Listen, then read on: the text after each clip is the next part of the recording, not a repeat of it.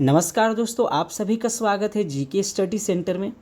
दोस्तों, आज के वीडियो में हम लोग देखेंगे 71वां बीपीएससी टेस्ट सीरीज का टेस्ट 3 का क्वेश्चन आंसर। ठीक है दोस्तों, ये जो टेस्ट सीरीज चलाया जा रहा है ये खान सर द्वारा टेस्ट सीरीज चलाया जा रहा है। आप लोग देख सकते हैं यहाँ पे लिखा हुआ है केजीएस आईएएस। ठीक है, तो ये खान सर द्वारा टेस्ट लिया जा रहा है। खान सर टोटल 17 टेस्ट लेने वाले हैं। 15 लेने वाले थे जिसमें से 2 और बढ़ गया है और ये टोटल 17 हो गया है।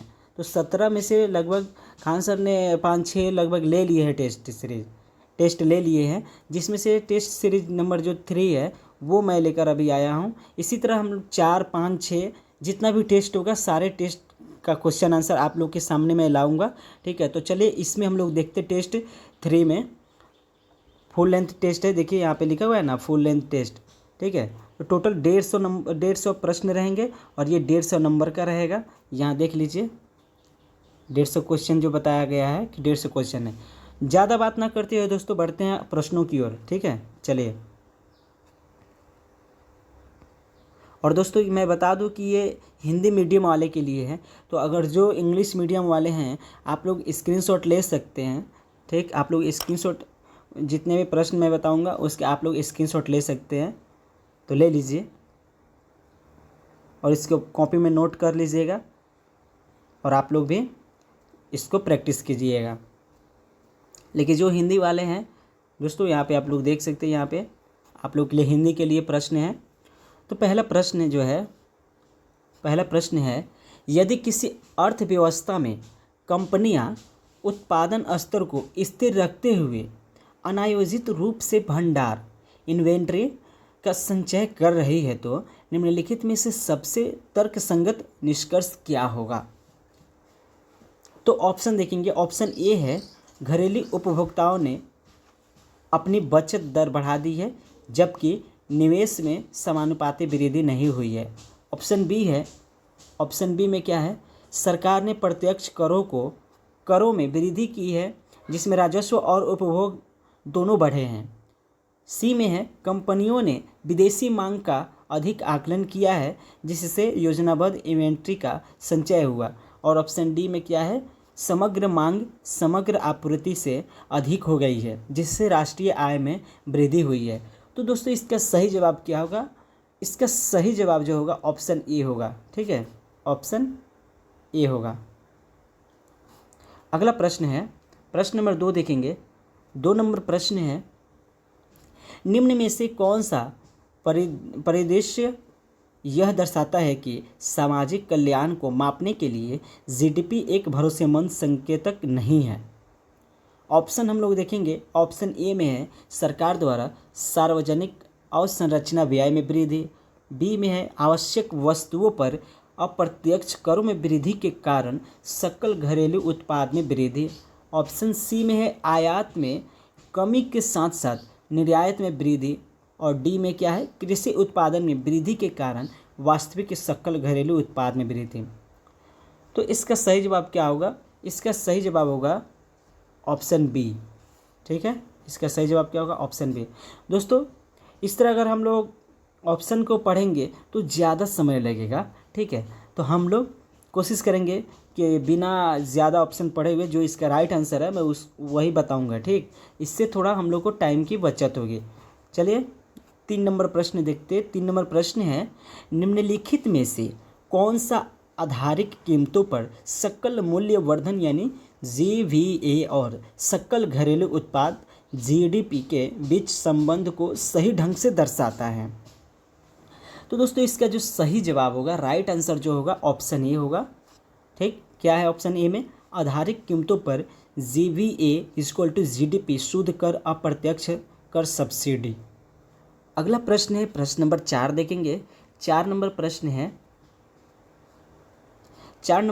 है निम्नलिखित में से कौन सा विकल्प भारतीय रिजर्व बैंक आरबीआई द्वारा अपनाई गई उदार मौद्रिक नीति के संभावित परिणामों का सबसे अच्छी तरह से दर्शाता है। दोस्तों इस प्रश्न का आंसर जानने से पहले मैं आप सभी को एक बात बताना चाहता हूं। दोस्तों आप लोग प्लीज़ इस वीडियो को शेयर कीजिए और दोस्तों तक पहुंचाइए ताकि वे लोग भी इस टेस्ट सीरीज का लाभ उठा सके। ठीक है, ये सारे प्रश्न वो भी देख सके और पढ़ सके। जो ऑनलाइन सर का टेस्ट नहीं लिए, टेस्ट से नहीं लिए हैं या ऑफलाइन नहीं लिए हैं, वैसे खान सर ऑफलाइन और ऑनलाइन दोनों मीडियम में टेस्ट सीरीज ले रहे हैं। मीडियम कहने का मतलब ये है कि ऑनलाइन भी ले रहे हैं और ऑफलाइन भी ले रहे हैं। ठीक, तो दोस्तों मैं आप लोग के लिए इतना मेहनत कर रहा हूँ कि आप सभी के लिए ये प्रश्न लेकर आया हूँ आप लोग के सामने। ठीक है, जो सर का क्लास ज्वाइन नहीं किए हैं या उनको ये नहीं मिल पा रहा है, तो वैसे छात्र आप लोग देख सकते हैं प्रश्न को। ठीक, तो दोस्तों यही कहना चाह रहा हूँ कि आप लोग प्लीज़ अपने दोस्तों को भी शेयर कीजिए, ताकि इससे हमको भी सपोर्ट मिलेगा ये कि सारे बच्चे पढ़ लेंगे। ठीक, मुझे यही सपोर्ट चाहिए कि बहुत सारे स्टूडेंट जो मैं बता रहा हूँ उनको पढ़ सके। ठीक, यही मेरे लिए सपोर्ट है। तो चलिए दोस्तों बढ़ते हैं, इसका आंसर जानते हैं। इसका आंसर क्या है? इसका आंसर ये है फर्स्ट ए। ठीक है, आरबीआई अधिक ऋण और व्यय को प्रोत्साहित करने के लिए नीतिगत ब्याज दरों में कटौती कर सकता है। यही इसका सही जवाब है। अगला प्रश्न जो देखेंगे, प्रश्न नंबर 5 देखेंगे। 5 नंबर प्रश्न है, निम्नलिखित में से किस आर्थिक स्थिति से निपटने के लिए राजकोषीय प्रोत्साहन का उपयोग सबसे उपयुक्त होता है? दोस्तों इस प्रश्न का जो राइट आंसर होगा ऑप्शन सी, आर्थिक मंदी या सुस्ती के चरण से। प्रश्न नंबर 6 देखेंगे, किस पंचवर्षीय योजना के दौरान भारत में उदारीकरण, निजीकरण और वैश्वीकरण के प्रमुख आर्थिक सुधार शुरू किए गए थे? तो इसका सही जवाब होगा ऑप्शन सी होगा। ठीक, 8वीं पंचवर्षीय योजना के तहत इसके दौरान जो हुआ था कि भारत में उदारीकरण, निजीकरण और वैश्वीकरण के प्रमुख आर्थिक सुधार किए गए थे। ठीक है, तो चलिए आगे बढ़ते हैं, अगले प्रश्न देखते हैं। प्रश्न नंबर 7 है। 7 नंबर प्रश्न है, लॉरेंज वक्र और गिनी गुणांक के संबंध में निम्नलिखित कथनों पर विचार कीजिए। अब कथन बता रहा है तो हम लोग तीनों कथन पढ़ेंगे। पहला कथन है कि लॉरेंज वक्र आरेख पर एक सीधी रेखा आय वितरण की पूर्ण समानता को दर्शाती है। 2 में है, गिनी गुणांक का मान 1 होने का अर्थ आय वितरण में पूर्ण असमानता होता है। 3 में है, गिनी गुणांक की गणना लॉरेंस वक्र और पूर्ण समानता रेखा के बीच के क्षेत्रफल के आधार पर की जाती है। दोस्तों इसमें कह रहे हैं कि सही कथन का क्या करें, कौन से कथन सही है? तो इसका जो सही जवाब होगा वो होगा 1, 2, 3, यानी तीनों सही है। ठीक है, तो इसका राइट आंसर क्या होगा? Option D. अगला प्रश्न है, प्रश्न नंबर 8 देखेंगे। 8 नंबर प्रश्न है, निम्नलिखित में से कौन सा नारंगी अर्थव्यवस्था शब्द का सर्वोत्तम वर्णन करता है? नारंगी अर्थव्यवस्था, यही आपका प्रश्न पूछ रहा है, इसका शब्द का सर्वोत्तम वर्णन करता है। तो ये है दोस्तों क्या, वह क्षेत्र जिसमें रचनात्मक उद्योग शामिल होते हैं, जैसे संगीत, फिल्म, गेमिंग, एनिमेशन, फैशन और डिजिटल सामग्री। ठीक है, इसका यही अर्थ होगा सर्वोत्तम वर्णन, यानी यही कह रहे हैं कि इसका सही जो क्या होगा, इसका जो नीचे दिया गया है सेंटेंस जो दिया गया है शब्द, वो क्या वर्णन करेगा, इसका सही शब्द अर्थात वर्णन के बारे में कह रहा है। ठीक है, तो चलिए अगला प्रश्न जो है प्रश्न नंबर 9 देखेंगे। जो इंग्लिश वाले हैं आप लोग स्क्रीनशॉट ले लीजिए।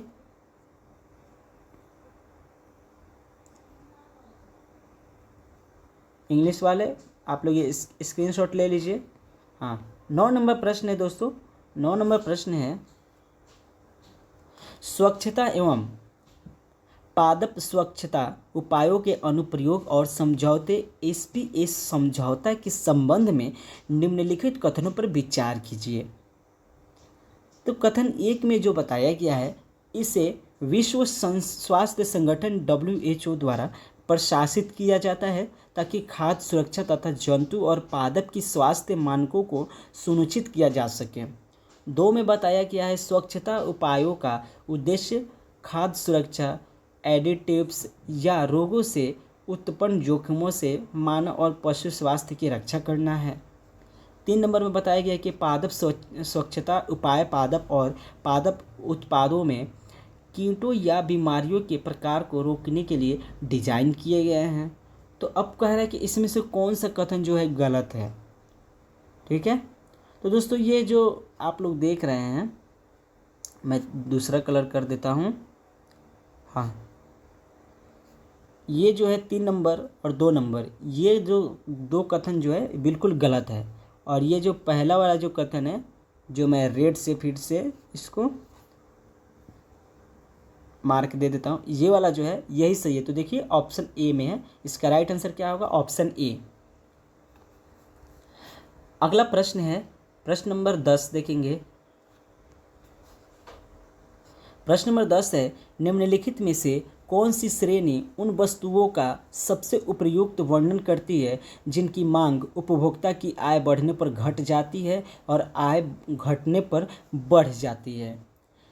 इस प्रश्न का जो सही जवाब होगा वो होगा निम्न स्तरीय वस्तुएं। प्रश्न नंबर 11, हाल ही में जारी IMF विश्व आर्थिक आउटलुक रिपोर्ट के अनुसार 2025 में भारत के लिए अनुमानित वास्तविक GDP विकास दर क्या है। तो इसका जो सही जवाब होगा, जो कह रहा है कि वास्तविक GDP विकास दर क्या है, तो इसका जो परसेंटेज होगा कितना होगा, ऑप्शन बी होगा 6.2%। ठीक है, अगला प्रश्न है प्रश्न नंबर 12 देखेंगे। 12 नंबर प्रश्न है, निम्नलिखित में से कौन सी समिति मुख्य रूप से भारत में सुधारों से संबंधित नहीं है। लाजवाब प्रश्न सर ने सेट किया है। ठीक है, सर जी ने जो प्रश्न ये सेट किए हैं वो बहुत ही लाजवाब प्रश्न है। तो इस प्रश्न का जो सही जवाब होगा दोस्तों, ये होगा तारापुर समिति। अगला प्रश्न है प्रश्न नंबर 13 देखेंगे। 13 नंबर प्रश्न बहुत लंबा चौड़ा प्रश्न है। हाँ, 13 नंबर प्रश्न है, आर्थिक सर्वेक्षण 2024-25 के अनुसार भारत में ग्रामीण अवसंरचना विकास के संबंध में निम्नलिखित कथनों पर विचार कीजिए। अब कथन पर विचार करने के लिए कह रहा है, तो इसको पूरा पढ़ने से पहले हम लोग इसका सही जवाब जान लें, तो उसी के अनुसार अपना काम करेंगे। ठीक है, अपना मतलब सही आंसर जानेंगे। इसका जो सही जवाब बताया गया है ऑप्शन बी, केवल 2 और 3। तो 2 में क्या है, 2 में है कि स्वच्छ भारत मिशन ग्रामीण SBMG के दूसरे चरण में 3.64 लाख गाँवों को मॉडल श्रेणी में ODF प्लस घोषित किया गया है। और क्या है, 3 क्या है, 3 में है कि जल जीवन मिशन के तहत आर्सेनिक और फ्लोराइड प्रभावित क्षेत्रों में 69.23 लाख से अधिक ग्रामीण परिवारों को सुरक्षित पाइप जल आपूर्ति प्रदान की गई है। तो यह है इसका राइट आंसर। बढ़ते हैं अगले प्रश्न की ओर। प्रश्न नंबर 14 है, केंद्रीय बजट 2025-26 में प्रमुख पहलों के संबंध में निम्नलिखित कथनों पर विचार कीजिए। चलिए, ये कथन जो 4 दिए गए हैं, इसमें से पहले हम सही आंसर जान लेते हैं। सही आंसर इसमें बताया गया है कि 1, 2, 4। ठीक है, 1, 2, 4। तो एक में क्या है, एक में है, अब हम लोग पढ़ते हैं। एक में कि बिहार में मखाना बोर्ड का उद्देश्य FPO के माध्यम से उत्पादन और विपणन को बढ़ावा देना है। 2 में है संपत्ति मुद्रीकरण योजना 2025 टू कितना 30 को कितना है, संपत्ति मुद्रीकरण योजना 2025 से 30 का लक्ष्य नई परियोजनाओं में 10 लाख करोड़ का निवेश आकर्षित करना है। और 4 में क्या बताया गया है, राष्ट्रीय भू स्थानिक मिशन PM गति शक्ति का उपयोग करके भूमि अभिलेखों के आधुनिकीकरण की सुविधा प्रदान करेगा। तो ये थी इसका राइट आंसर। अब बढ़ते हैं अगले प्रश्न की ओर। प्रश्न नंबर 15 देखेंगे। 15 नंबर प्रश्न है, केंद्रीय बजट 2025 से 26 के अनुसार नवीन राष्ट्रीय खाद्य प्रौद्योगिकी उद्यमिता एवं प्रबंधन संस्थान कहाँ स्थापित किया जाएगा?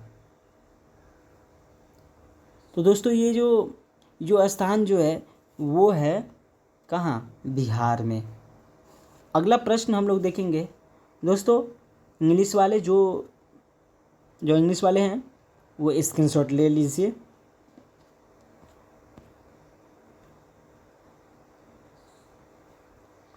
दोस्तों आप लोग ये सारे टेस्ट जो भी है सब टेस्ट को आप लोग देखिए, ठीक है। आप लोग इतना पढ़ लीजिए, इतना प्रैक्टिस कीजिए ताकि आने वाले जो एग्ज़ाम होगा आप लोग आसानी से दे सकें। हो सकता है कुछ ऐसे प्रश्न जो टकरा जाए, ठीक है, लेकिन इससे आप लोग को पता चलेगा कि हम कितने पानी में हैं। आप लोग समझ सकते हैं कि हम कितना पढ़े हैं, ठीक है। चलिए दोस्तों प्रश्न नंबर 16 देखेंगे। 16 नंबर प्रश्न जो है, सूची 1 को सूची 2 से सुमेलित कीजिए। सूची 1 में बताया गया है कि देव काव्य है और सूची 2 में बताया गया कि लेखक है, ठीक है। इसका सही जवाब जान लेते हैं, तब उसके बाद हम लोग मिलाएंगे। सही जवाब जो होगा ऑप्शन ए होगा। ए का एक क्या है? ए का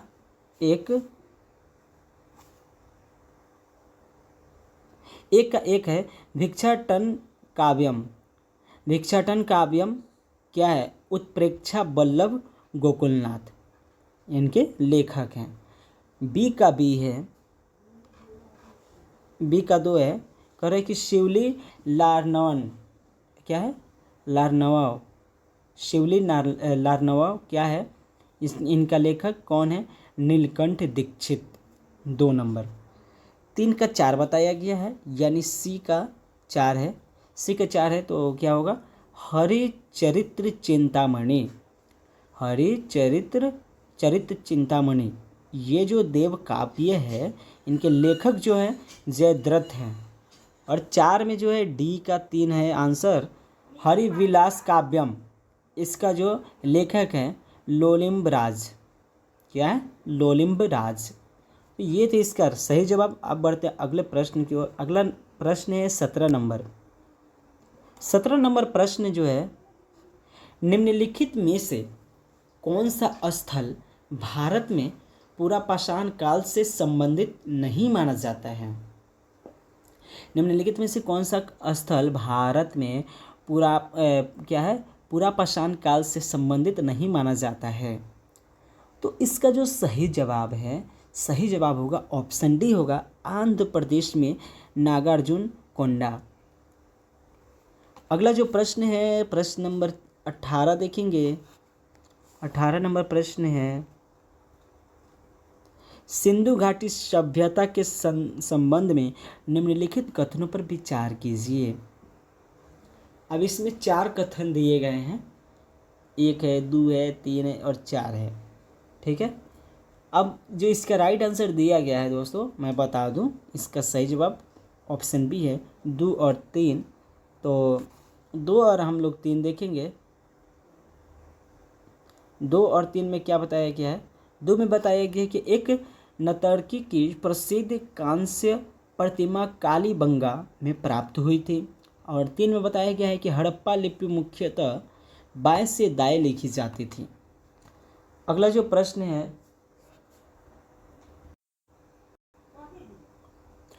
अगला प्रश्न है प्रश्न नंबर 19 देखेंगे। 19 नंबर प्रश्न जो है, 19 नंबर प्रश्न है, ऋग्वैदिक काल के राजनीतिक संगठन के संदर्भ में निम्नलिखित में से कौन सा कथन सही है?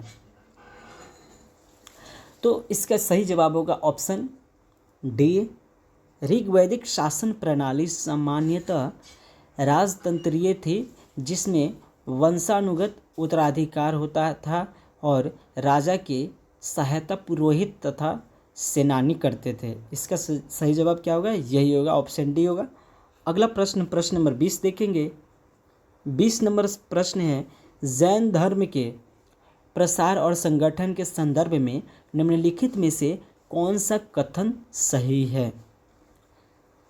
तो जो कथन ए है इसका सही जवाब होगा, दूसरी जैन संगति 5वीं शताब्दी ईस्वी में वल्लभी में आयोजित की गई थी, जहां 12 अंगों का संकलन किया गया था। अब बढ़ते हैं अगले प्रश्न की ओर। अगला जो प्रश्न है, प्रश्न नंबर 21 देखेंगे। बुद्ध की भिक्षाओं और क्या है, बुद्ध की भिक्षाओं और बौद्ध धर्म के संदर्भ में निम्नलिखित कथनों पर विचार कीजिए। तो इसका जो राइट आंसर है वो हम लोग जान लेते हैं। इसका जो सही जवाब होगा ऑप्शन सी होगा, केवल 1 और 3। तो 1 और 3। 1 में बताया गया कि 4 आर्य सत्य यह बताते हैं कि दुख का मूल कारण इच्छा है और अष्टांगिक मार्ग का पालन करके इस इच्छा को समाप्त किया जा सकता है। 3 में बताया गया है कि बौद्ध धर्म ने समाज में समानता को महत्व दिया, वर्ग भेद को नकारा और अपने संघ को सभी वर्गों के लिए सुलभ बना दिया, जिसमें यह केवल धार्मिक आंदोलन न होकर एक व्यापक सामाजिक क्रांति बन गया। यही इसका सही जवाब होगा। अगला प्रश्न जो है प्रश्न नंबर 22 देखेंगे। 22 नंबर प्रश्न जो है इंग्लिश में सारे हैं, तो इंग्लिश में आप लोग स्क्रीनशॉट ले लीजिए इंग्लिश वाले।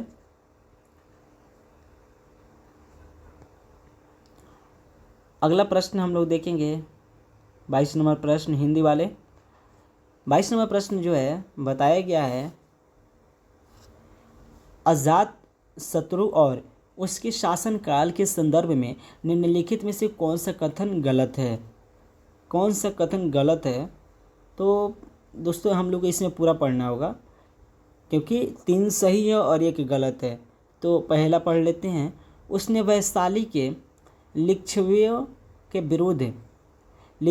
के विरुद्ध 16 वर्ष तक युद्ध किया और पाटलीग्राम को एक रणनीतिक ठिकाने के रूप में किलेबंद किया। ठीक है। बी में बताया गया है कि उसने प्रारंभ में जैन धर्म का पालन किया, लेकिन बाद में बौद्ध धर्म अपना लिया और गौतम बुद्ध से मिला।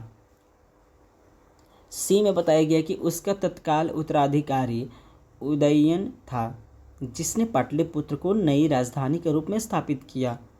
ऑप्शन डी में है, ऑप्शन डी में बताया गया है बुद्ध की मृत्यु के बाद राजगृह में द्वितीय बौद्ध संगति के आयोजन में उसकी महत्वपूर्ण भूमिका थी। अब जान लेते हैं कि इसका सही जवाब क्या होगा। इसका जो सही जवाब होगा ऑप्शन डी होगा। हम ग्रीन पेन से इसको कलर कर देते हैं, ऑप्शन डी होगा। बढ़ते हैं अगले प्रश्न की ओर। अगला प्रश्न है 23 नंबर प्रश्न जो है 23 नंबर प्रश्न है, फरवरी 326 ईसा पूर्व में जब सिकंदर ने सिंधु नदी पार की, तब तक्षशिला का शासक कौन था जिसने उसका स्वागत किया था? तो इसका जो सही जवाब होगा वो होगा अम्भी। अम्भी होगा, यानी कि ऑप्शन बी। प्रश्न नंबर 24 देखेंगे। निम्नलिखित में से किसने कहा था कि इतिहास के स्तंभों में अंकित हजारों सम्राटों के नामों के बीच अशोक का नाम लगभग अकेला, यानी कि एक सितारे की तरह चमकता है? ये जो कहने वाले थे दोस्तों, उनका नाम था H.G. वेल्स। इन्होंने ही कहा था। अगला जो प्रश्न है प्रश्न नंबर 25 देखेंगे। 25 नंबर प्रश्न जो है ये रहा, मौर्यकालीन कला और उनके विशिष्ट लक्षणों से संबंधित निम्नलिखित युग्मों पर विचार कीजिए। ये जो तीन क्या है युग्म दिया गया है, इसका जो सही जवाब होगा वो हम लोग पहले जान लेते हैं, उसके अनुसार हम लोग इसका आंसर जानेंगे। तो सही जवाब जो है ऑप्शन ए बताया गया है, केवल 1 और 3। 1 और 3। तो 1 में बताया गया लोमस ऋषि गुफा, अर्ध वृत्ताकार चैत्य मेहराब और सामने हाथियों की झांकी, यानी उसको फ्रिज कहा जाता है। 3 में है कि सिंह स्तंभ शीर्ष सहारे के रूप में अबेकस और उल्टे कमल की आकृति का प्रयोग इन्होंने किया था। ठीक है, तो यही है इसका सही जवाब। बढ़ते हैं अगले प्रश्न की ओर।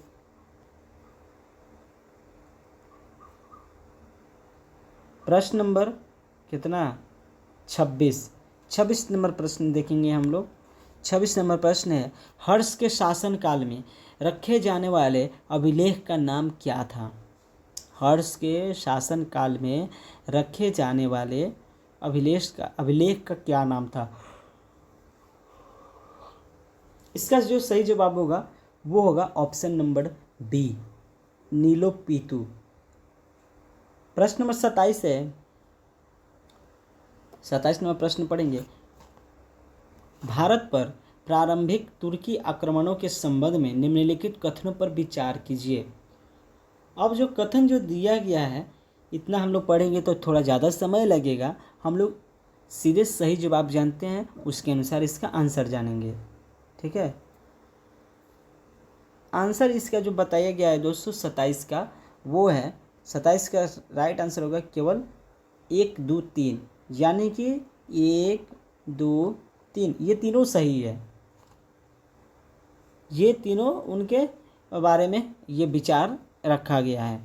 तो एक में है वह हिंदी, ठीक है, क्या है, वह हिंद के युद्ध में आनंदपाल की हार ने महमूद को पंजाब क्षेत्र पर अपना अधिकार बढ़ाने का अवसर दिया। 2 में बताया गया कि शाहनामा के लेखक फिरदौसी और किताब ए हिंद के लेखक अल बरूनी महमूद गजनी के समकालीन थे। ठीक है, 3 में बताया गया कि 1186 में मोहम्मद गौरी की पंजाब पर विजय के कारण उस क्षेत्र में गजनवी शासन का अंत हो गया। अगला प्रश्न जो है प्रश्न नंबर 28 देखेंगे। 28 नंबर प्रश्न है, कुतुबुद्दीन ऐबक के संबंध में निम्नलिखित में से कौन से कथन गलत हैं? कौन से कथन गलत हैं, यानी कि 3 इसमें सही है और 1 गलत है। तो हम इसको पूरा पढ़ेंगे ताकि आप लोग को जानकारी मिले। पहला है कि उसने अपनी राजधानी दिल्ली में स्थापित की और कुतुब मीनार का निर्माण प्रारंभ किया, जिसे उसने 1210 में पूरा किया। 2 में है, उसे हिंदू मंदिरों और विद्वानों को उदारतापूर्वक संरक्षण देने के कारण लाख वक्ष की उपाधि मिली। 3 में बताया गया है, उसने गौरी की मृत्यु के बाद स्वतंत्रता की घोषणा की और गुलाम वंश की स्थापना कर दिल्ली सल्तनत की शुरुआत की। 4 में जो बताया गया है कि उसके बाद उसका पुत्र आरम वक्ष गद्दी पर बैठा, जिसने 1 दशक से अधिक समय तक सफलतापूर्वक शासन किया। इसके बाद इल्तुतमिश ने उसे हटा दिया। इसका जो सही जवाब है, सही नहीं माने जिसमें पूछा जा रहा है कि इसका गलत क्या है, यानी कि 3 सही है और 1 गलत है। तो इसमें का जो गलत है वो है ऑप्शन प्रश्न नंबर 3। ठीक है, उसने गौरी की मृत्यु के बाद स्वतंत्रता की घोषणा की और गुलाम वंश के स्थापना पर दिल्ली सल्तनत की शुरुआत की। बढ़ते हैं अगले प्रश्न की ओर। सॉरी दोस्तों, थोड़ा सा इसमें मिस्टेक हो गया हमसे।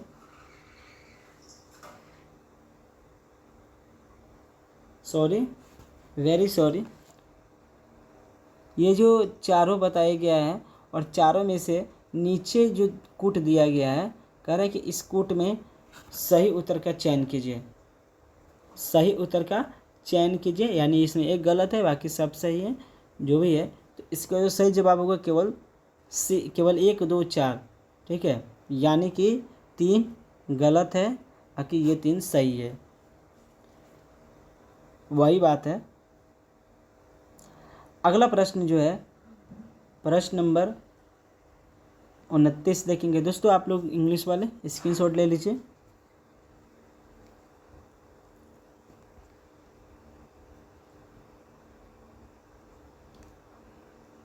उनतीस नंबर प्रश्न है, अकबर की भू राजस्व और प्रशासनिक प्रणालियों के संदर्भ में निम्नलिखित कथनों पर विचार कीजिए। अब कथन विचार करने से बढ़िया है कि इसका हम सही जवाब जान लेते हैं, उसके बाद उस पर विचार करेंगे।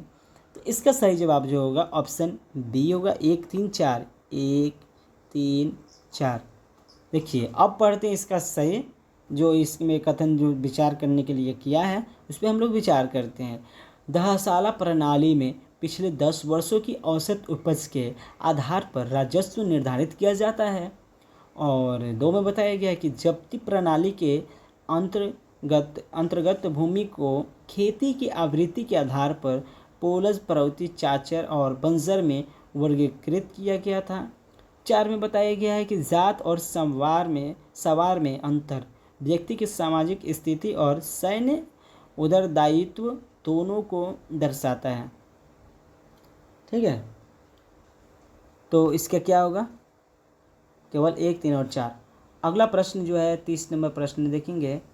30 नंबर प्रश्न जो है बताया गया है कि शिवाजी के प्रशासन के संबंध में निम्नलिखित कथनों पर विचार कीजिए।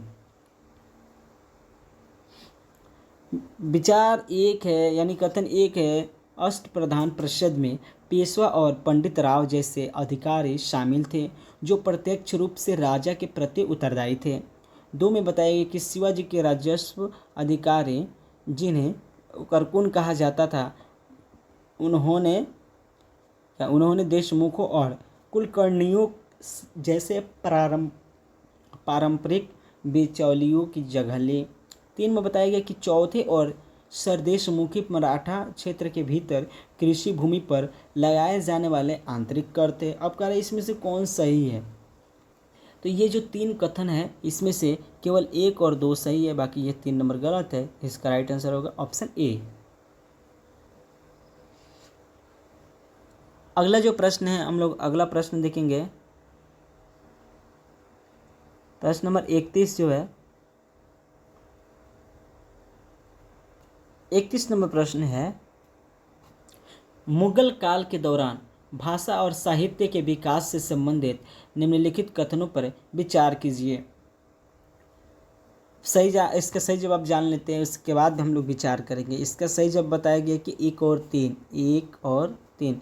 तो 1 में बताया गया कि महाभारत का फारसी अनुवाद अबुल फजल के भाई अबुल फैजी की देखरेख में किया गया था। 3 नंबर में बताया गया कि द्वारा शिकोह ने भगवत गीता और उपनिषद जैसे हिंदू धर्म ग्रंथों का फारसी में अनुवाद किया गया था। ठीक है, अगला प्रश्न जो है 32 नंबर देखेंगे। 32 नंबर प्रश्न, शेरशाह के प्रशासन के संबंध में निम्नलिखित कथनों में से कौन सा कथन गलत है? कौन सा कथन गलत है? तो इसका सही जवाब होगा ऑप्शन डी। ये कथन गलत है। शेरशाह ने दीवान ए इंशा नामक पद की स्थापना न्यायिक नियुक्तियों और भूमि माप की देखरेख के लिए की थी। अगला प्रश्न है प्रश्न नंबर 33 देखेंगे। 33 नंबर प्रश्न जो है, भारत में प्रारंभिक पुर्तगाली उपस्थिति के संबंध में निम्नलिखित कथनों में से कौन सा कथन गलत है? तो इसका सही जवाब होगा क्या? सही जवाब होगा उपरोक्त में से कोई नहीं, यानी कि ये जो तीनों कथन जो बताया गया ये सब सही है। यानी कि पुर्तगालियों ने 1510 में तिमैया की सहायता से बीजापुर के शासकों को हराकर बेल्लाह गोवा में एक अस्थायी बस्ती स्थापित की। 2 में है अल्बुकर्क ने 1511 में मलक्का पर कब्जा कर लिया और ये फेमोसा नामक एक किला बनवाया। 3 में बताया गया कि फ्रांसीसी डी अल्मेडा भारत में पुर्तगालियों के प्रथम गवर्नर थे, जिनके बाद अल्बुकर्क ने पद संभाला। अगला प्रश्न जो है प्रश्न नंबर 34 से देखेंगे। स्क्रीनशॉट ले लीजिए। चलिए 34 नंबर प्रश्न जो है, 34 नंबर प्रश्न ये है। 34 नंबर प्रश्न, भारत में प्रारंभिक ब्रिटिश बस्तियों के संदर्भ में निम्नलिखित कथनों में से कौन सा युग्म सुमेलित है? कौन सा युग्म सुमेलित है? इसका सही जवाब जो होगा ऑप्शन सी होगा, चार्ल्स द्वितीय। इसका सही जवाब चार्ल्स द्वितीय होगा, जो 1668 में ईस्ट इंडिया कंपनी को बामे पट पर दिया था। अगला जो प्रश्न है प्रश्न नंबर 35 देखेंगे। 35 नंबर प्रश्न है, निम्नलिखित में से कौन तृतीय मैसूर युद्ध 1790 से 92 का कारण नहीं था? क्या था? ऑप्शन सी होगा इसका सही जवाब। हैदराबाद के निज़ाम का टिप्पू सुल्तान के साथ गठबंधन, यह कारण बिल्कुल नहीं था, बाकी सब था। अगला 36 नंबर प्रश्न, 36 नंबर प्रश्न देखेंगे, निम्नलिखित में से कौन सी भारत में अंग्रेजों द्वारा शुरू की गई सहायक संधि प्रणाली की विशेषता नहीं थी? सही जवाब होगा इसका ऑप्शन बी। भारतीय राज्य फ्रांस को छोड़कर अन्य यूरोपीय शक्तियों के साथ गठबंधन कर सकता था। ये जो है ये गलत था, बाकी सब जो तीनों ऑप्शन बताया गया ये सही है। 37 नंबर प्रश्न, लॉर्ड विलियम बेंटिक द्वारा की गई कूटनीतिक पहलों के संबंध में निम्नलिखित कथनों पर विचार कीजिए। कथन एक में बताया गया कि उन्होंने महाराज रणजीत सिंह के साथ एक वाणिज्यिक संधि की। दो में बताया गया कि उन्होंने सिंध के अमीरों के साथ एक रक्षात्मक सैन्य संधि पर हस्ताक्षर किए। तीन में बताया गया कि सिंधु नौवहन संधि ने सतलुज नदी को व्यापार और आवागमन के लिए खोल दिया। तो नीचे जो बताया गया है कह रहा है कि कौन सा कथन सही है। इसका सही जवाब जो होगा क्या होगा? इसका सही जवाब ऑप्शन सी होगा, केवल एक और तीन, एक तीन। अगला प्रश्न 38 नंबर प्रश्न है। 38 नंबर प्रश्न जो है ये है, 1857 के विद्रोह के संबंध में निम्नलिखित में से कौन सा कथन सही है? कौन सा कथन सही है? तो इसका जो राइट आंसर होगा ऑप्शन ए कितना? ऑप्शन ए होगा, हाँ ऑप्शन ए होगा। विद्रोही के दौरान बहादुर शाह द्वितीय को भारत का सम्राट घोषित किया गया। अगला 39 नंबर प्रश्न है। 39 नंबर प्रश्न जो है बहुत लंबा चौड़ा प्रश्न है। प्रश्न है, असहयोग आंदोलन और स्वराज पार्टी के संबंध में निम्नलिखित कथनों पर विचार कीजिए। इसका सही जवाब के अनुसार हम इसका राइट संबंध जो बताया गया है क्या है कथन, तो इसका राइट क्वेश्चन आंसर के अनुसार इसका हम लोग कथन जानेंगे कौन सा कथन सही है। तो इसका जो सही जवाब होगा ऑप्शन ए है, केवल एक और तीन, यानी कि एक और तीन। एक में बताया गया कि 1920 के नागपुर में 1920 के नागपुर अधिवेशन में भारतीय राष्ट्रीय कांग्रेस ने प्रांतीय भाषाई पुनर्गठन के सिद्धांत को स्वीकार कर एक संरचनात्मक बदलाव किया। तीन में बताया गया कि स्वराज पार्टी ने यद्यपि द्वैध शासन का विरोध किया, फिर भी उसने औपनिवेशिक शासन के अंतर्विरोधों को आंतरिक रूप से उजागर करने के लिए द्वैध शासन वाली संस्थाओं का भी उपयोग किया है। तो इसका राइट आंसर यही दो होगा। चलिए बढ़ते हैं अगले प्रश्न की ओर। अगला प्रश्न है प्रश्न नंबर 40 देखेंगे। बहुत ही अच्छा प्रश्न। आज़ाद हिंद फौज INA के संबंध में निम्नलिखित कथनों पर विचार कीजिए। तो कह रहा है कि नीचे बताया गया कि उपरोक्त कथनों में से कौन सा सही है। तो सही वाला जो कथन जो है इसमें कौन सा है? C number. दोनों सही है, दोनों सही है। INA की अलग अलग ब्रिगेड थी जिनके नाम सुभाष चंद्र बोस, महात्मा गांधी और जवाहरलाल नेहरू जैसे भारतीय नेताओं के नाम पर रखे गए थे। दो में बताइए कि INA की महिला रेजिमेंट जिसे रानी लक्ष्मीबाई के नाम पर नामित किया गया था, आधुनिक भारतीय सैन्य इतिहास की पहली पूर्णतः महिला युद्ध इकाई थी। बढ़ते हैं अगले प्रश्न की ओर। अगला प्रश्न जो है 41 नंबर प्रश्न जो है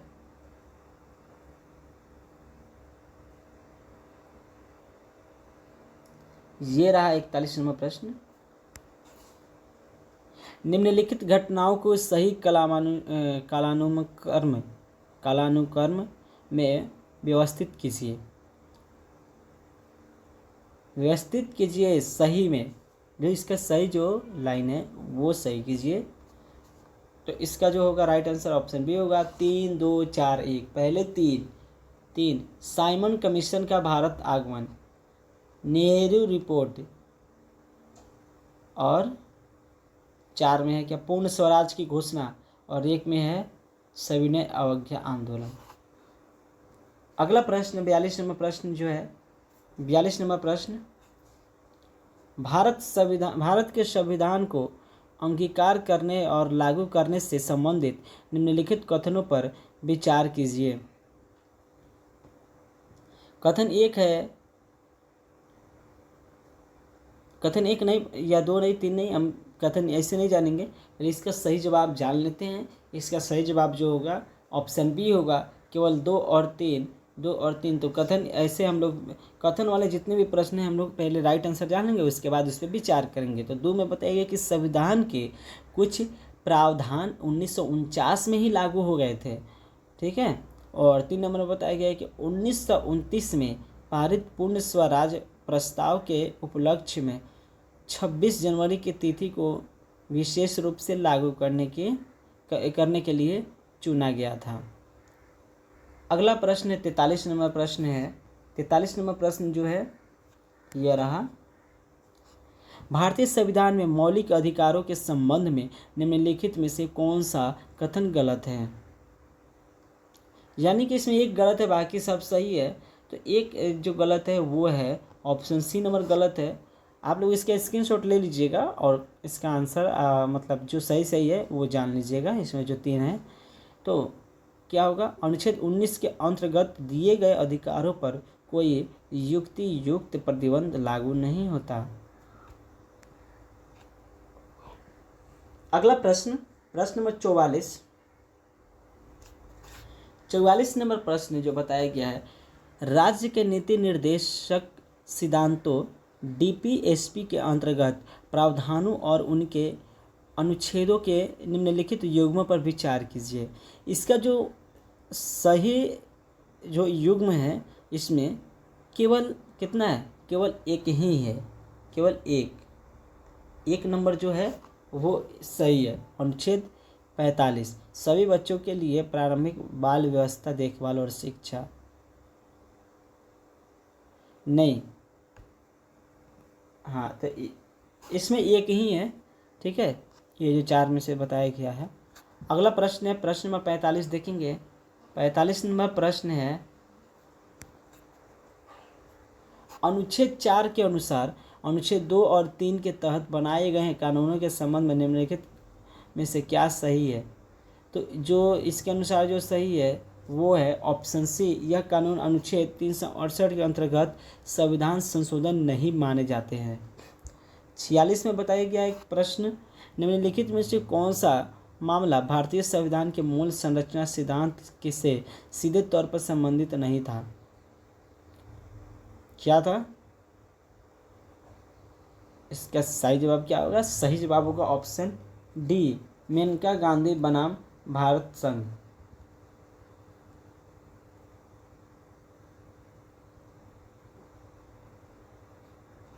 प्रश्न नंबर कितना देखेंगे हम लोग, 47।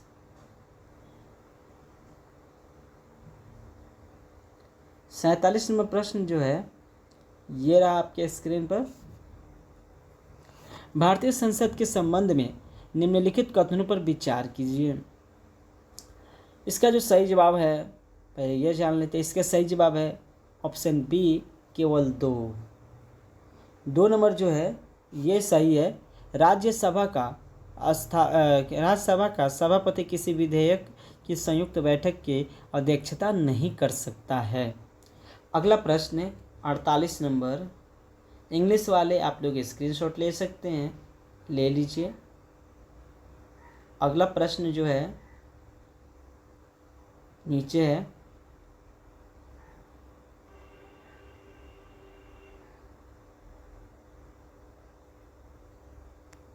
प्रश्न नंबर 48, सर्वोच्च न्यायालय के मूल आरंभिक अधिकार क्षेत्र के संबंध में निम्नलिखित कथनों पर विचार कीजिए। निम्नलिखित कथनों पर विचार कीजिए। तो इसका जो सही जवाब होगा ऑप्शन होगा कितना, बी नंबर 2 और 4, ठीक है। हाँ तो क्या है, ऑप्शन बी है केवल 2 और 4। 2 और 4, 2 में है संवैधानिक अधिकारों से जुड़े मामलों में निजी नागरिक संघ या राज्य सरकारों के विरुद्ध इसका प्रयोग कर सकते हैं। 4 में बताया है कि इसमें संविधान पूर्व साथियों संधियों संघियों और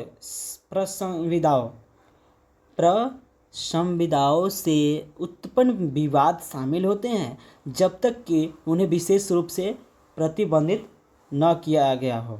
ठीक है, ये है इसका सही जवाब। अगला प्रश्न है प्रश्न नंबर 49 देखेंगे। 49 नंबर प्रश्न है, किसी राज्य के महाधिवक्ता के संबंध में निम्नलिखित में से कौन सा कथन सही है। सही के बारे में बता रहा है, तो सही इसका जो होगा ऑप्शन बी होगा। महाधिवक्ता को राज्य विधानमंडल की कार्यवाही में भाग लेने का अधिकार है, लेकिन वह मतदान नहीं कर सकता है। प्रश्न नंबर 50 देखेंगे। 50 नंबर प्रश्न जो है वही बात कह रहा है कि कौन से कथन सही है, इस पर विचार कीजिए। तो प्रश्न है कि भारत में स्थानीय सरकार की संवैधानिक स्थिति के संबंध में निम्नलिखित कथनों पर विचार कीजिए। तो इसका जो सही जो नीचे बताया गया कि उपयुक्त कथनों में से कौन सा सही है, तो कौन कौन सा सही है, वो है केवल 2। ठीक है, 2 जो है 73वें और 74वें संविधान संशोधन के माध्यम से क्रमशः भाग 11 और भाग 11(1) में पंचायतों और नगर पालिकाओं के लिए प्रावधान शामिल किए गए हैं। ठीक है, ये है इसका सही आंसर। बढ़ते हैं अगले प्रश्न की ओर। 51 नंबर प्रश्न जो है ऊपर देखेंगे। 51 नंबर प्रश्न ये रहा। 51 नंबर प्रश्न है, भारतीय संविधान के किस अनुच्छेद के अंतर्गत यह स्पष्ट रूप से प्रावधान किया गया है कि राष्ट्रपति मंत्रिपरिषद की सहायता और सलाह के अनुसार कार्य करेगा। तो इसका सही जवाब होगा ऑप्शन बी, अनुच्छेद 74। प्रश्न नंबर 52 नंबर प्रश्न है, राष्ट्रीय मानवाधिकार आयोग NHRC के कार्य संचालन के संबंध में निम्नलिखित में से कौन से कथन सही है। तो कथन जो इसका सही पूछा गया है वो है 1 और 2, यानी कि ऑप्शन 1 और 2। 1 में बताया गया है कि NHRC केवल उसी मानवाधिकार उल्लंघन की घटनाओं की जांच कर सकता है जो घटना की तारीख से 1 वर्ष के भीतर दर्ज की गई हो। 2 में बताया गया है कि आयोग को अपनी कार्य प्रणाली तय करने का अधिकार है और उससे सिविल न्यायालय जैसे सभी शक्तियां प्राप्त होती है। अगला प्रश्न देखेंगे 53 नंबर प्रश्न। 53 नंबर प्रश्न जो है ये रहा स्क्रीन पे। किस संवैधानिक संशोधन अधिनियम के माध्यम से अनुसूचित जातियों और अनुसूचित जनजातियों के लिए सरकारी नौकरियां में पदोन्नति में आरक्षण का प्रावधान किया गया है। कौन से? ये है 77वां। 54 नंबर प्रश्न है, भारत की प्राथमिकता तालिका के अनुसार निम्नलिखित गणमान्य व्यक्तियों को अवरोही क्रम में क्रमबद्ध कीजिए। क्या अवरोही क्रम में कह रहा है ना, यानी घटते क्रम में। अवरोही यानी घटते क्रम में। तो पहले इसका आंसर जान लेते हैं। इसका आंसर होगा ऑप्शन डी, 4 3 2 1 5। तो पहले 4 देखेंगे। 4 में क्या है? राष्ट्रपति। 3 में क्या है? उपराष्ट्रपति। और 2 में क्या है? 2 में है प्रधानमंत्री। 1 में है सर्वोच्च न्यायालय के न्यायाधीश, सर्वोच्च न्यायालय के न्यायाधीश। और 5 में है कैबिनेट सचिव। तो ये थे इसका राइट आंसर। बढ़ते हैं अगले प्रश्न की ओर। अगला प्रश्न है 55 नंबर प्रश्न। स्क्रीनशॉट ले लीजिए इंग्लिश वाले। 55 नंबर प्रश्न जो है ये रहा आपके स्क्रीन पे। ये है 55 नंबर प्रश्न। चुनाव संचालन में शामिल प्रमुख पदाधिकारियों के संबंध में निम्नलिखित कथनों पर विचार कीजिए। कथन 1 में बताया गया है, दोस्तों ये थोड़ा ज़्यादा टाइम लगेगा, इसके लिए हम पहले राइट आंसर जान लेते हैं। इसका सही जवाब ऑप्शन ए होगा, केवल 1 और 4। 1 और 4। 1 में बताया गया है कि मुख्य निर्वाचन अधिकारी की नियुक्ति भारत निर्वाचन आयोग द्वारा संबंधित राज्य सरकार के परामर्श से की जाती है। 4 में बताया गया है कि जिला निर्वाचन अधिकारी मुख्य निर्वाचन अधिकारी के समग्र नियंत्रण में निर्वाचन कार्य की निगरानी करता है। चलिए, इसका सही आंसर तो आप लोगों को पता हो गया। अब बढ़ते अगले प्रश्न की ओर। 56 नंबर प्रश्न है। प्रश्न नंबर 56 देखेंगे। यूएनईपी के उत्सर्जन अंतराल रिपोर्ट 2024 के अनुसार विश्व के शीर्ष उत्सर्जकों में भारत का कौन सा स्थान है? तो भारत का जो स्थान है वो है कितना? 3 नंबर स्थान है। अगला प्रश्न जो है प्रश्न नंबर 57 देखेंगे। 57 नंबर प्रश्न जो है ये रहा। वैश्विक प्रकृति संरक्षण सूचकांक 2024 के संबंध में निम्नलिखित कथनों पर विचार कीजिए। तो 2 कथन दिया गया है, इसमें पूछ रहा है कौन सा सही है। तो इसका केवल एक सही है, ठीक है, केवल एक सही है। कौन सा? 1 नंबर। भारत को इस सूचकांक में 100 में से 50 से कम अंक मिलने के कारण सबसे निचले 5 देशों में शामिल किया गया है।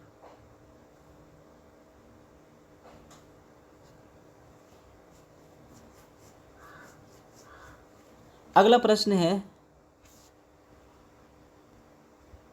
प्रश्न नंबर 58।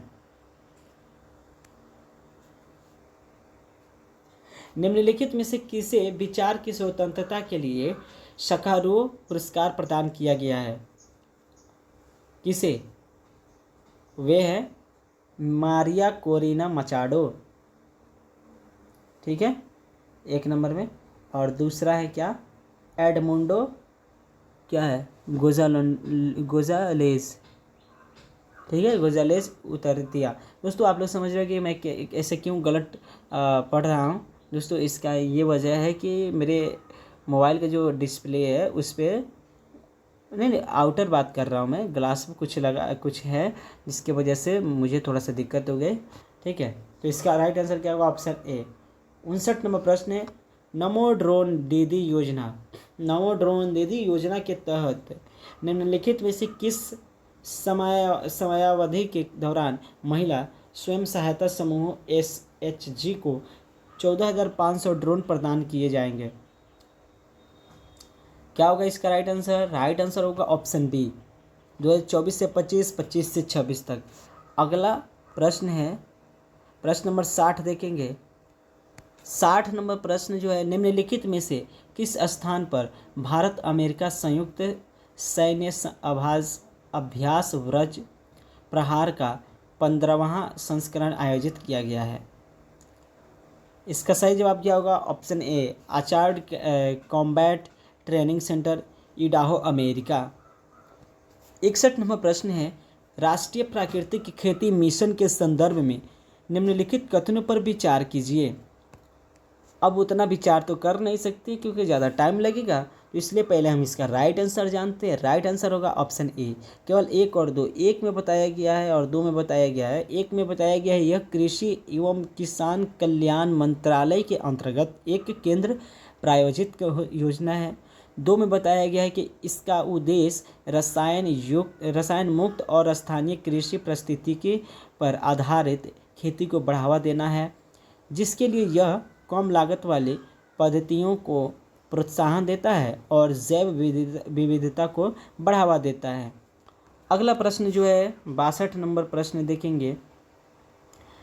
62 नंबर प्रश्न ये रहा आपके स्क्रीन पर। 62 नंबर प्रश्न जो है ये, केंद्र सरकार ने निम्नलिखित में से किस बल में 1000 से अधिक कर्मियों वाले पहली महिला रिजर्व बटालियन को मंजूरी दी है? वो है CISF। 63 नंबर प्रश्न है। बिहार का दूसरा एम्स किस जिले में स्थापित किया जा रहा है? पहला एम्स पटना में है और दूसरा कौन सा जिला में है? वो है दरभंगा जिला में। अगला प्रश्न 64 नंबर। हाल ही में किस प्राधिकरण ने भूजल विनियमन विनियमन को मजबूत करने और पूरे भारत में स्थायी प्रबंधन सुनिश्चित करने के लिए भूनेर पोर्टल विकसित किया है? भूनेर पोर्टल विकसित किया है किसके लिए, किस चीज़ के लिए? वो है केंद्रीय भूजल प्राधिकरण।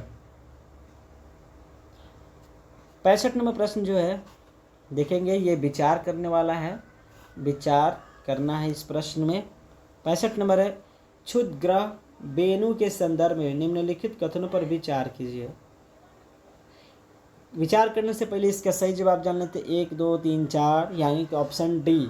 ये जो तीनों कथन जो है वो सही है, सही के बारे में पूछ रहा है। तो कथन 1 है, वेणु एक अपेक्षाकृत छोटा क्षुद्रग्रह है जो लगभग 6 वर्षों में पृथ्वी के पास से गुजरता है। 2 में है, वेणु नासा के ओसिराइस REX मिशन का लक्ष्य था। 3 में बताया गया कि हाल ही में अमेरिकी अंतरिक्ष एजेंसी नासा ने खुलासा किया है कि वेणु से प्राप्त नमूने में उच्च मात्रा में कार्बन और जल पाया गया है। ठीक है, अगला 66 नंबर प्रश्न देखेंगे हम लोग। 66 नंबर प्रश्न जो है ये रहा, कह रहा है कि हिंद महासागर रिम एसोसिएशन IORA के संबंध में निम्नलिखित कथनों पर विचार कीजिए। तो इसका सही जवाब जो होगा, पहले सही जवाब जान लेते हैं। सही जवाब होगा ऑप्शन ए, केवल एक, यानी कि ऑप्शन एक में बताया गया है, इसकी स्थापना 1997 में एक अंतर सरकारी संगठन के रूप में क्षेत्रीय सहयोग और सतत विकास को बढ़ावा देने के उद्देश्य से की गई है। 2 में है, सॉरी 2 क्यों जानेंगे हम, एक ही जानेंगे, एक नंबर सही है। अगला प्रश्न है प्रश्न नंबर 67 देखेंगे, निम्नलिखित में से कौन सा विकल्प global mobile personal communication bye satellite GMPCS सेवा के प्राथमिक उद्देश्य का सबसे उपयुक्त वर्णन करता है? इसका सही जवाब होगा दोस्तों ऑप्शन 2, बी नंबर। दूर दराज और सेवाओं से वंचित क्षेत्रों में विशेष रूप से मोबाइल उपयोगकर्ताओं के लिए वैश्विक वॉइस और डेटा संचार सक्षम करना। 68 नंबर प्रश्न है, हाल ही में एशियाई विकास बैंक के 11वें अध्यक्ष के रूप में किसे नियुक्त किया गया है? तो दोस्तों मसातो कांडा को। ठीक है, इसका सही जवाब ऑप्शन ए होगा। 69 नंबर प्रश्न है, राष्ट्रीय वन्य जीव बोर्ड के संदर्भ में निम्नलिखित कथनों पर विचार कीजिए। विचार करने से पहले हम इसका सही जवाब जान लेते हैं। सही जवाब जो है इसका केवल 1 और 3, यानी कि ऑप्शन सी 1 3। 1 में बताया गया है कि इसकी 7वीं बैठक प्रधानमंत्री के अध्यक्षता में गिर राष्ट्रीय उद्यान में आयोजित की गई थी। 3 में बताया गया कि विकास परियोजनाओं के लिए वन्यजीव आवासों के उपयोग हेतु इसकी स्वीकृति आवश्यक है। ठीक है, आगे बढ़ते हैं। 70 नंबर प्रश्न देखेंगे, स्क्रीनशॉट ले लीजिए इंग्लिश वाले। 70 नंबर प्रश्न है, 70 नंबर जो प्रश्न है दोस्तों ये रहा स्क्रीन पे। संयुक्त राज्य अमेरिका के federal bureau of investigation FBI के नए निर्देशक के रूप में किसे नियुक्त किया गया है? तो वे हैं काश पटेल, इनको नियुक्त किया गया है। 71 नंबर प्रश्न है, भारत के पहले हाइपरलूप परीक्षण ट्रैक का उद्घाटन किस IIT में किया गया? किस IIT में किया गया? तो वो है IIT मद्रास में। 72 नंबर प्रश्न जो है ये रहा आपके स्क्रीन पर। कौन सा केंद्र शासित प्रदेश तीनों नए आपराधिक कानूनों को पूरी तरह से लागू करने वाला पहला राज्य बन गया है? पहला राज्य बन गया है, कौन सा है? वो है चंडीगढ़। 73 नंबर प्रश्न है, पाकिस्तान से संबंधित भारतीय सैन्य अभियानों के संदर्भ में निम्नलिखित कथनों पर विचार कीजिए। इसमें से कह रहा है कि नीचे कह रहा है कि कौन सा कथन सही है, तो पहले सही कथन का आंसर जान लेते हैं। सही कथन कौन कौन सा है? तो सही कथन जो है इसका क्या होगा? ऑप्शन सी है, केवल 1, 3, 4। 1, 3, 4 कह रहा है कि वर्ष 2019 के बालाकोट हवाई हमले का कोडनेम ऑपरेशन बंदर था। 3 में है, वर्ष 1971 के युद्ध में ऑपरेशन कैक्टस लिली वायुसेना और ऑपरेशन ट्राइडेंट नौसेना शामिल थे। 4 में है, वर्ष 1965 के युद्ध में भारत का सैन्य प्रतिक्रिया को ऑपरेशन रिडल कहा गया था। तो ये थे टोटल सही कथन। अगला प्रश्न जो है 74 नंबर, भारत के 38वें राष्ट्रीय खेल कहाँ आयोजित हुए? कहाँ 38वें राष्ट्रीय खेल आयोजित किए गए थे? तो दोस्तों इसका सही जवाब होगा ऑप्शन ए, उत्तराखंड में। अगला प्रश्न 75 नंबर प्रश्न देखेंगे। 75 नंबर प्रश्न है, ये रहा, किस वैज्ञानिक ने यह स्थापित किया कि दुर्बल नाभिकीय बल और विद्युत चुंबकीय बल एक एकीकृत विद्युत दुर्बल बल की अभिव्यक्तियां हैं? तो दोस्तों इसका सही जवाब क्या होगा? उपरोक्त सभी। शेल्डन, ग्लासो, अब्दुल सलाम सी में स्टीवन वेनबर्ग। तो चलिए दोस्तों आज का प्रश्न हम लोग इतना ही तक रखते हैं, ठीक है। मिलते हैं नेक्स्ट वीडियो में, तब तक के लिए धन्यवाद। जय हिंद, जय भारत। ऐसे ही आप लोग पढ़ते रहिए।